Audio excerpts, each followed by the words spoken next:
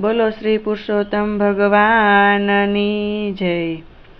પુરુષોત્તમ માસની કથા જો તમે ન સાંભળી શકો તો તેનો પાઠ આવે છે, એટલે કે 108 મણકાનો નિત્ય પાઠ કરવાથી પુરુષોત્તમ માસની કથાનું ફળ મળે છે। તો પુરુષોત્તમ માસનું ફળ અને વ્રતનો આપણે મહિમા જોઈશું। પુરુષોત્તમ માસ બધા જ માસમાં સર્વશ્રેષ્ઠ માસ છે।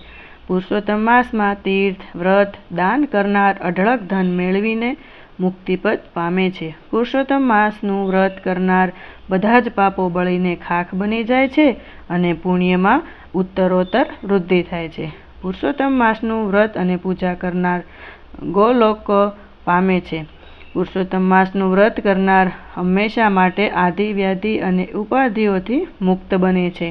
પુરુષોત્તમ માસનું વ્રત કરનાર જન્મ જરા મૃત્યુથી પર બની જાય છે। પુરુષોત્તમ માસનું વ્રત કરવાથી દુર્ભાગ્ય મનુષ્ય ભાગ્યશાળી બને છે।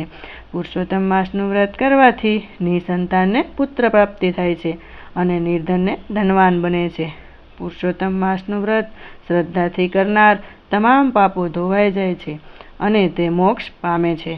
પુરુષોત્તમ માસ સુખ, દુઃખ, હર્ષ, શોક, રાગ, દ્વેષથી પર બની પ્રભુને પામવાનો માસ છે। જય પુરુષોત્તમ ભગવાન। હવે આપણે પુરુષોત્તમ માસનો પાઠ કરીશું।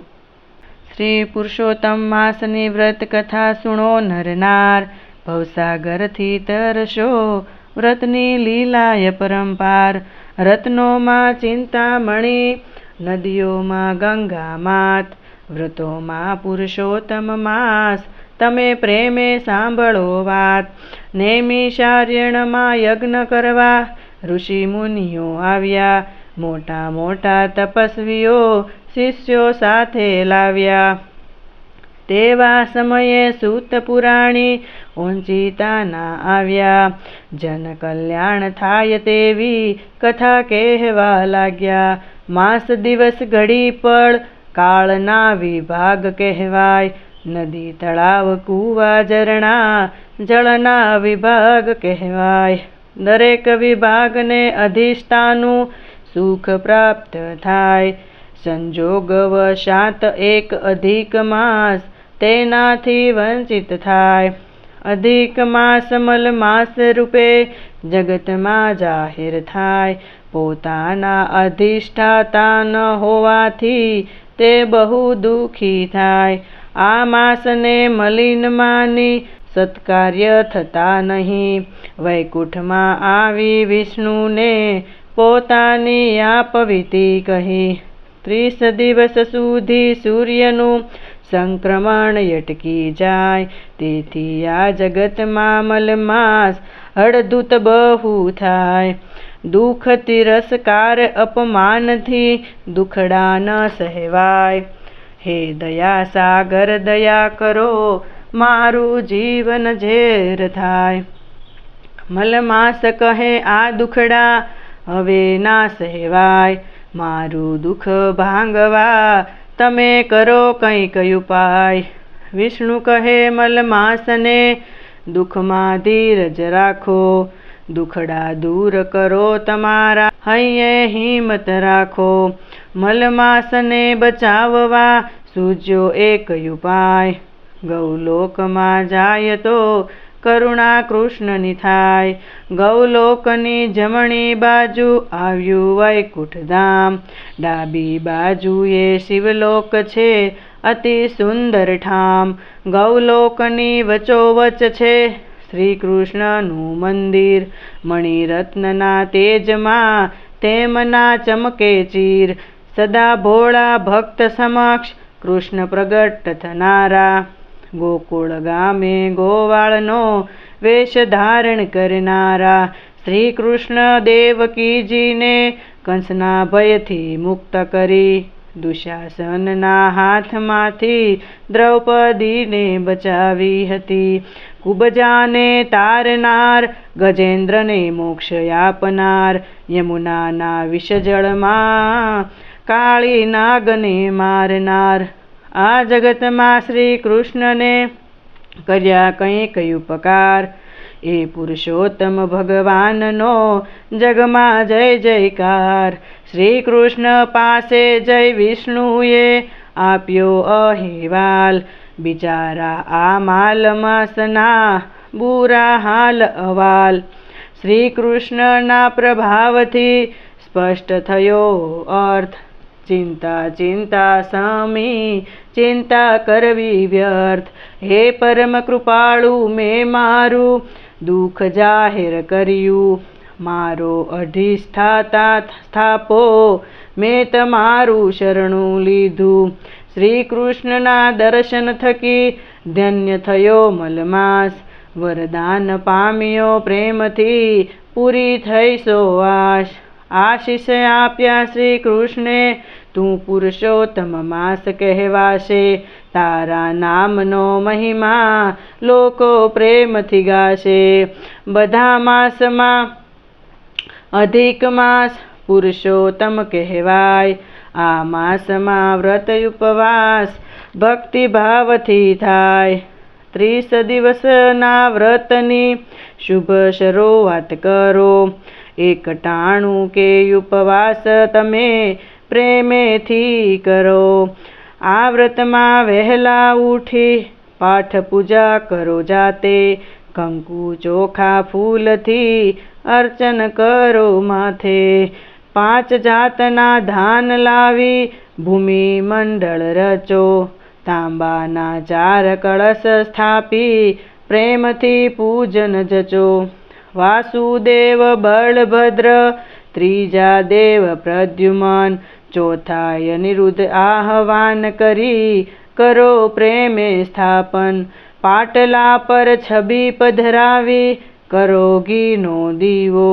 નિર્મળ નીરથી સ્નાન કરીને ચરણામૃત પીવો. કપાળમાં ગોપીચંદનું ઉદ્ધવપુંડ તિલક કરો. ઉદ્ધવપુંડ બરોબર વચ્ચે એક ટપકું કરો. ઉદ્ધવપુંડમાં શ્રી વિષ્ણુને લક્ષ્મીજીનો વાસ.